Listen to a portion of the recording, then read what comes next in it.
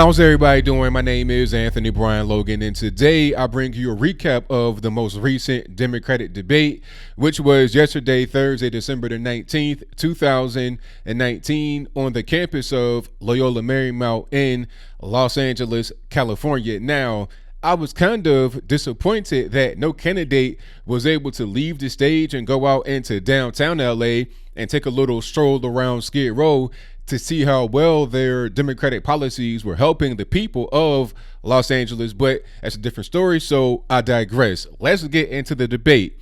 First things first, there was a complaint about there being a lack of candidates of color on stage. And what does that mean anyway? Candidates of color? Why don't you just say non-white? And why does it even really matter? Okay, it's the Democratic Party voters that are able to put whoever they want on stage. All you got to do is give them some money and or vote for them in the primary. That's the qualifications to get onto the debate stage. That shouldn't have really been a talking point, but it was. They said that Andrew Yang was the only guy on stage who was a quote-unquote candidate of color, whatever that means, but I digress. Speaking about who was on stage, let's get into that. You had the aforementioned Andrew Yang. You also had Joe Biden, Pocahontas, aka Elizabeth Warren, Tom Steyer, Amy Klobuchar, Pete Buttigieg, and Bernie Sanders.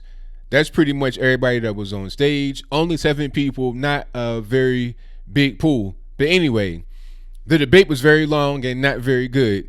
3 hours, I mean, you had 7 people, so why must it be 3 hours? It doesn't make any sense to me. I mean, at a certain point, we know what they're going to say. There were some things here that were kind of interesting to get into, but 3 hours was way too long. I was getting ready to take a nice nap and wake up in the morning, like go to bed at the 2-hour mark. You understand what I'm saying? So way too long. Next debate, cut it down to about 2 hours and then we're good money, but I digress. This debate was pretty weird. There was quite a few things that were said here. Of course, the first thing that was mentioned was impeachment. This just happened like a couple days ago. So, of course, it was mentioned. And I got to give the people that ran this debate, PBS and Politico, simulcast by CNN. I don't think there was anybody from CNN on the moderator panel at all. It was pretty much just PBS and Politico. But anyway, a good question was asked by one of the quote unquote moderators. And that was, why can't you get Americans on board with the whole impeachment process? Okay, nobody really answered that question. They're talking about other things. They're talking about, oh, well, you know, it's our duty. We have to do it. The Constitution is that and the third. They didn't answer the question as to why the American people aren't feeling it. You know, the poll numbers are out. Some may say, oh, polls mean nothing, is that and the third. But at a certain point, you want to see some positive feedback as far as what you're doing if you're the Democratic Party. You know, you don't want to just do things and get negative feedback and then be like, oh, the feedback is false. That's not really how these things work, but we'll keep moving. A big topic here was climate change, because I think before this debate, there was some kind of pre-show or some op-eds or whatever that were written that says, out of all the time that we've had during this debate season, there's not really been much time spent on climate change. So this was a big topic. Of course, Tom Steyer, who was still there because he has money, he has appointed himself as the leading voice on climate change in this presidential cycle. He's talking about all the things that he would do, a bunch of empty words. Joe Biden, who, by the way, looked much better in this debate than he had been looking in the previous debates. I don't know what he did. If he had a nice long nap, a B12 shot, he might have, you know, been hanging out with Hunter, hitting that, you know what I mean, whatever he was doing. But he looked much better and much more energetic, although he still does look like he's about 80 years old. But anyway, he was talking about climate change. And I don't know why he said this. Maybe it was a question that I missed, but he was saying that he would sacrifice hundreds, if not thousands, of blue-collar jobs in the name of climate change. Oh, well, this is, you know, producing too much carbon. I'll just kill those jobs off. Great way to win the Rust Belt, sir. You're not going to really be able to get a lot of ground cover talking about killing jobs, but we'll move on. Black issues are mentioned here. Issues that affect people of color. That's right. That's the appropriate term we're going to use right now. We can't say colored people and black. That's not inclusive enough. So we got to say people of color. Okay. These issues are mentioned here, and somehow voter suppression came up. Now, what voter suppression is there on the right? Oh, you got to have an ID. You can't be dead and voting. Is that voter suppression? I mean, you got to have ID for everything else. I mean, who's to say that requiring ID to vote is racist? Like, who says that? Black folks, we know how to go to the DMV. We know how to get an ID. And then many times you can get an ID for free.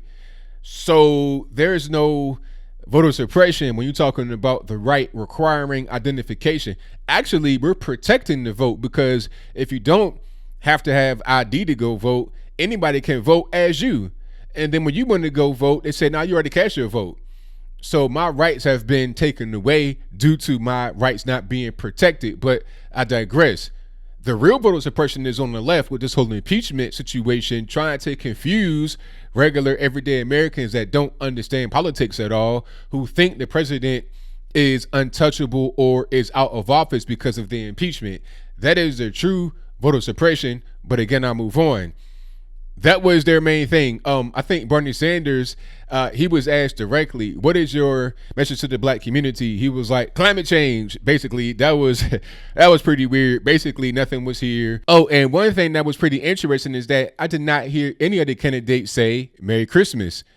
We're less than a week before Christmas Day, December 25th. The debate was on December 19th. You would think that will be incorporated somewhere, but I did not hear that at all. If you heard that, let me know about it in the comments below. One thing I got to talk about is Buttigieg. He mentioned reparations, but not for black Americans, for illegal aliens that have crossed the border. Oh, we got to compensate them. We put them in the camp, this, that, and the third.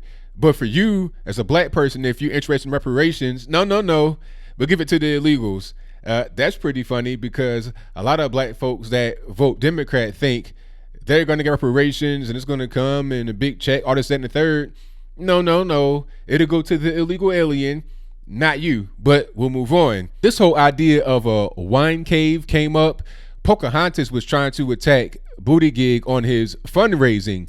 She was saying, hey, you are hobnobbing all these rich people, these billionaires in these wine caves, and you're taking all this money from these people. But then Buttigieg had a very good response. I give him a lot of credit here. He had a great response. He was saying, hey, I'm the only person, according to Forbes magazine, that is not a millionaire or a billionaire on stage. Number one. Number two, you yourself, Pocahontas, he didn't say Pocahontas, you yourself, Miss Warren, have benefited from the same exact wine cave, whatever you want to call it, dinners. And Barack Obama and everybody else in DC. This is how these things go. So don't try to attack me. Don't try to have these purity tests that you yourself can't pass. That was a very, very good point from Buttigieg. 1000%. I agree with him on that. The purity tests are dumb. If you can't pass it, why subject me to that? Great moment. But anyway, Israel was brought up here, and everybody said, two-state solution. The aid money was brought up, but that wasn't really covered. Basically, we got to protect Gaza, but at the same time, you're going to have Israel. Somehow, Bernie called Netanyahu a racist. Not really sure why. Well, I know why. It's because he's conservative, but we'll move on. Bernie also blasted USMCA, not because it doesn't help Americans enough, but because it does not help Mexicans in Mexico enough. I thought you were trying to become the president of the USA, not the president of Mexico, but we'll move on. Buttigieg was pretty funny throwing that LGBT card out like it was a hot card in the game of spades, like pow, right on the table. He threw that out anytime he was being challenged, and it worked for him. I think Klobuchar was trying to challenge him on a particular thing.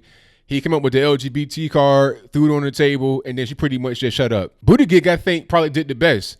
If I had to rank everybody and, say who did the best, it probably was Buttigieg. I would not vote for anybody on stage, of course, but as far as performance, he probably did the best. Andrew Yang did not have much time to speak. During his statement towards the end, he was talking about getting money out of DC, But yet his whole shtick is a UBI, which is going to cost over $1 trillion US per year. How are you going to get money out of DC with this very expensive program to give everybody free money? I don't know, but I'll move on. Overall, this debate, like I said, wasn't really a good one. You could have missed it and not missed much. Oh, I almost forgot about one more thing here. Joe Biden was imitating a child stutter. Check this out. My wife and I have a call list of somewhere between 20 and 100 people that we call at least every week or every month to tell them I'm here. I give them my private phone number. They keep in touch with me. The little kid who says, I can't talk. What do I do? I have scores of these young women and men. People were like, is he malfunctioning? What's going on? Sarah Sanders mocked him, talking about, I don't know what he's talking about. And then Joe Biden responded talking about, well, I've worked my whole life to overcome a stutter and I mentor kids, is that and the third. But one thing that he didn't mention is when you are talking about stutterers, they have an anxiety about how they're sounding to people and how they're being judged by those that are listening to them. The stuttering is caused by anxiety. It's anticipating somebody responding to you. I deal with it. I think Steve Harvey deals with it. That's the main thing. So you're not going to help anxiety by embarrassing somebody on national TV by imitating their stutter. Okay.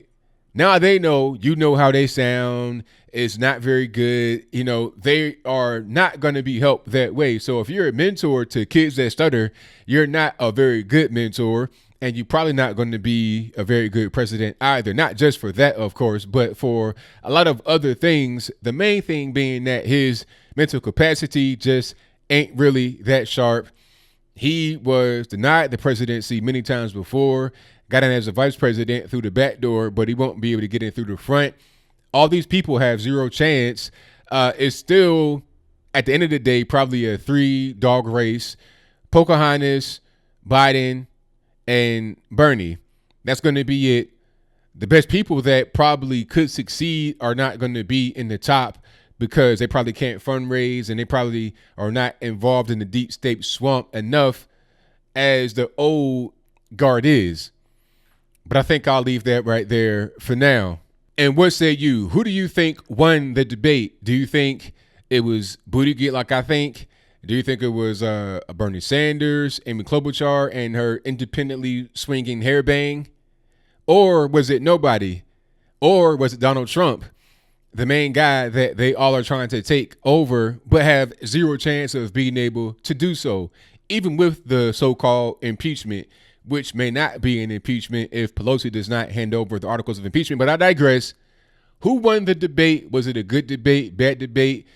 Did you actually fall asleep? Did you watch it at all? Did you watch basketball, football, or something instead? Whatever your comments are, please let me know in the comments below. And that's all I got to say for this video. If you like what you heard, please comment, rate, share, and subscribe. Peace.